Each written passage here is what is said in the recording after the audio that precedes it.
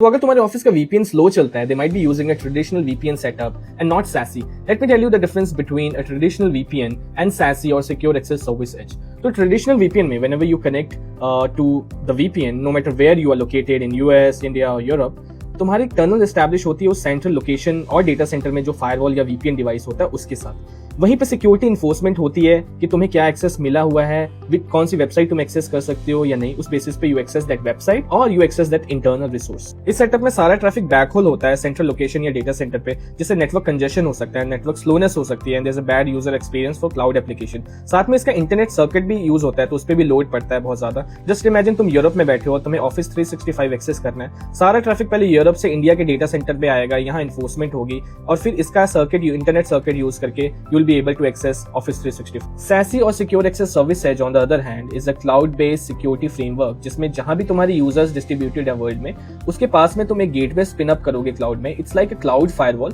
तो जब भी यूजर कनेक्ट करेगा VPN से, वो नियर बाय गेटवे के साथ कनेक्ट करेगा और यहीं पे सिक्योरिटी इन्फोर्समेंट होगी and they will be able to access internet on the basis of what access they have. अगर उनको कोई इंटरनल रिसोर्स एक्सेस करना है जो कि डेटा सेंटर में है, तो उसके लिए एक हाई स्पीड टनल होगी जो एस्टैब्लिश होगी क्लाउड के साथ and they will be able to access the internal resources as well. कुछ एग्जांपल्स हैं जैसे Palo Alto Prisma Access, Netscope and Zscaler जो SASE solution प्रोवाइड करते हैं।